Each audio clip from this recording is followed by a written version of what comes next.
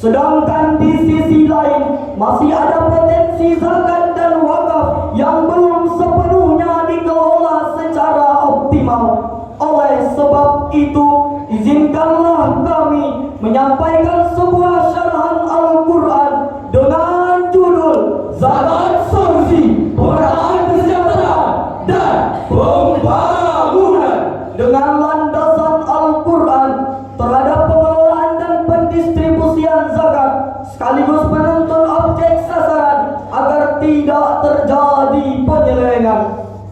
Termaktub di dalam Al-Quran surah At-Taubah ayat 60 yang berbunyi, A'udzu billahi minasyaitonir rajim.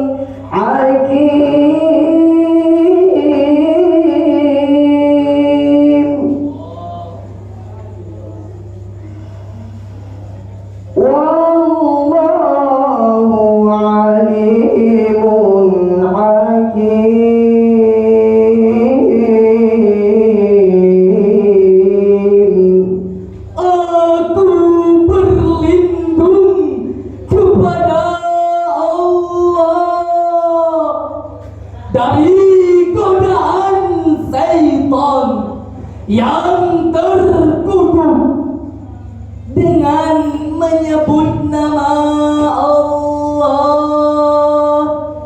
yang Maha Pengasih lagi Maha Penyayang.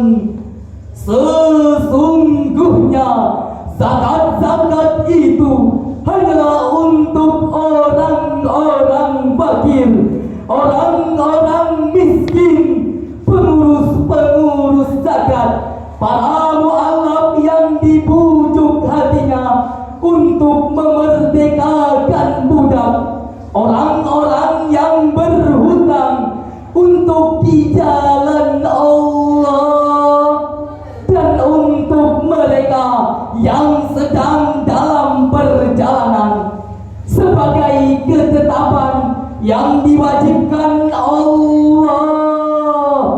Maka sesungguhnya Allah mengetahui lagi Maha Bijaksana. Majelis hakim yang terhormat, hadirin yang diberi rahmat, Syekh Abu Fida Ismail Ibnu Katsir yang wafat pada tahun 774 Hijriah di dalam kitab Babu Tafsir min Ibni Katsir jilid 4 halaman 165 sampai dengan 166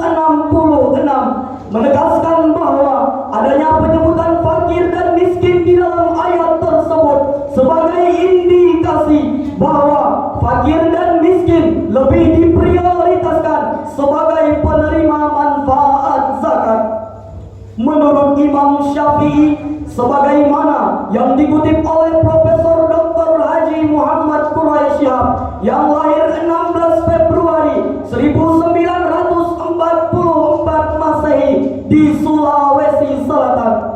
Di dalam tafsir Al-Misbah jilid 5 halaman 630 adanya penggunaan kata li sebelum penyebutan fakir, miskin, amil dan mu'alaf di dalam ayat tersebut menunjukkan kepemilikan, sehingga 4 mustahik tersebut harus mendapatkan bagian yang diprioritaskan sebagaimana yang tertuang di dalam Undang-Undang tentang Pengelolaan Zakat nomor 23 tahun 2011 menerangkan bahwa zakat yang berasaskan syariat Islam Amanah, kemanfaatan, keadilan, kepastian hukum, terintegrasi dan akuntabilitas tiada lain adalah untuk mewujudkan kesejahteraan masyarakat dan penanggulangan kemiskinan. wahai umat, Marilah kita membayar zakat, bayar zakat, bayar zakat, bayar zakat.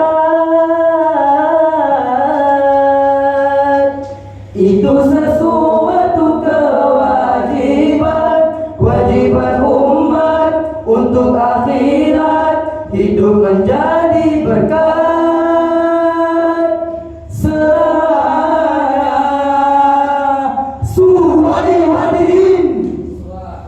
Satu potensi ekonomi Islam selain zakat yang dapat membantu mengatasi problema kemiskinan adalah wakaf.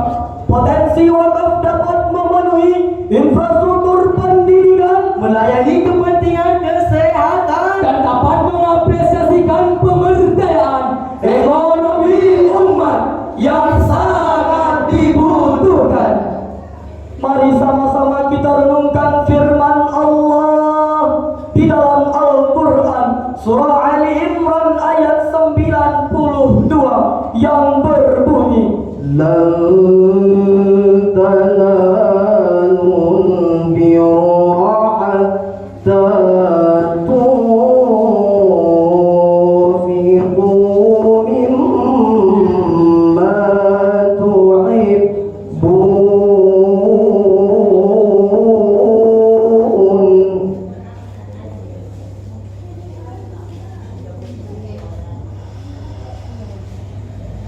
وما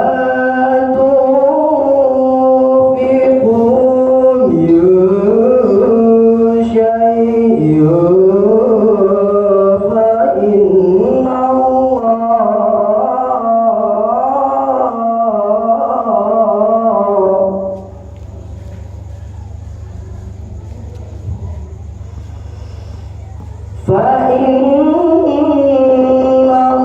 به عليم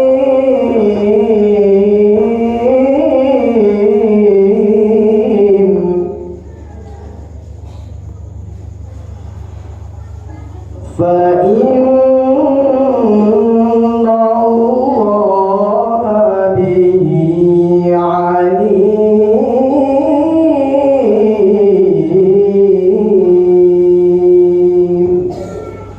صدق الله العظيم.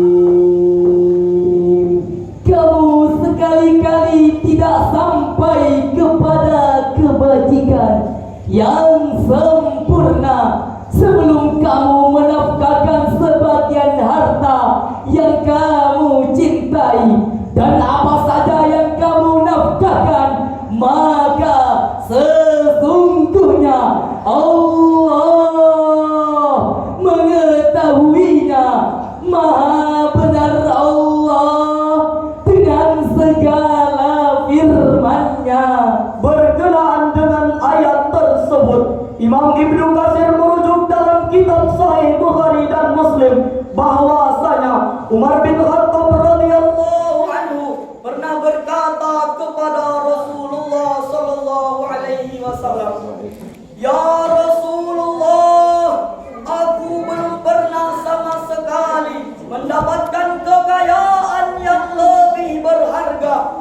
pada tanahku yang di Khaybar. Lalu, apakah yang engkau perintahkan kepadaku? Rasulullah sallallahu alaihi wasallam bersabda, Habisal asla wa sabilat thamara. Tahanlah tanahnya dan dermakanlah manfaatnya. demikian pula yang diuraikan oleh Imam Jalaluddin Al-Ma'ali yang wafat pada tahun 864 Hijriah dan Imam Jalaluddin As-Suyuti yang wafat pada tahun 911 Hijriah di dalam karangannya yang sangat monumental, yakni Tafsir Jalalain Jilid 1 halaman 62. Salah satu tanda sempurnanya iman seorang mukmin ialah apabila ia mencintai saudara seimannya sebagaimana ia mencintai dirinya sendiri. Betapa sulitnya menyedekahkan harta yang dicintainya dibandingkan menyedekahkan harta yang biasa-biasa saja, sehingga Allah memberikan pahala yang lebih besar di sisinya. Sejarah Islam telah mencatatkan ternyata wakaf uang telah dilakukan sejak abad kedua Hijriah, sebagaimana yang diriwayatkan oleh Imam Al-Bukhari bahwasanya Imam Az-Zuhri yang wafat pada tahun 124 Hijriah, ia merupakan peletak dasar tadwin al-hadis, menfatwakan dianjurkannya wakaf dinar dan dirham untuk Infrastruktur maslahatil ammah, dakwah dan tarbiyatul Islam. Saudaraku, Sallallahu ala Ia adalah Muhammad. sesuatu kewajiban yang diberikan Allah, suatu ketetapan yang diwajibkan Allah kepada kita.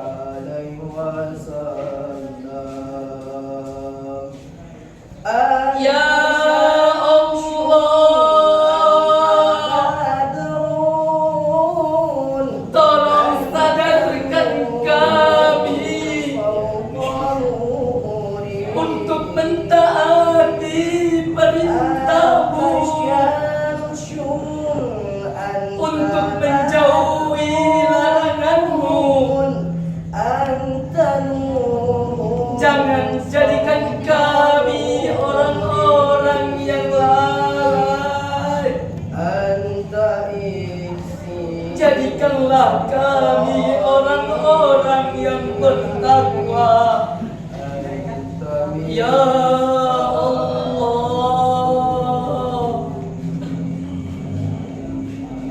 Komisi Fatwa Majelis Ulama Indonesia pada tanggal 11 Mei tahun 2002 telah mengeluarkan fatwa tentang wakaf uang, di antaranya Pertama, wakaf uang adalah wakaf yang dilakukan oleh seseorang, kelompok orang, lembaga atau badan hukum lainnya dalam bentuk uang tunai. kedua, wakaf uang hanya boleh disalurkan dan digunakan untuk hal-hal yang diperboleh secara syar'i. Ketiga, nilai pokok wakaf uang harus dijaga kelestariannya, tidak boleh dijual, dibahkan atau diwariskan. Majelis hakim yang terhormat, hadirin yang diberi rahmat, dan uraian demi uraian yang kami sampaikan tadi, dapatlah kita tarik beberapa kesimpulan. Yang pertama, ibadah zakat wajib hukumnya dan wakaf sunnah hukumnya, akan tetapi menjadi gaya hidup bagi para sahabat. Yang kedua, zakat dan wakaf merupakan potensi besar dalam mengatasi problematika sosial dan ekonomi umat Islam. Yang ketiga, pengelolaan zakat dan wakaf secara produktif dapat diwujudkan apabila telah terwujudnya literasi zakat dengan baik. Demikianlah syarahan yang dapat kami sampaikan. Lebih kurangnya mohon maafkan. Buah manggis di pinggir kali, Rumput panjang indah di mata. Cukup sekian syarahan dari kami.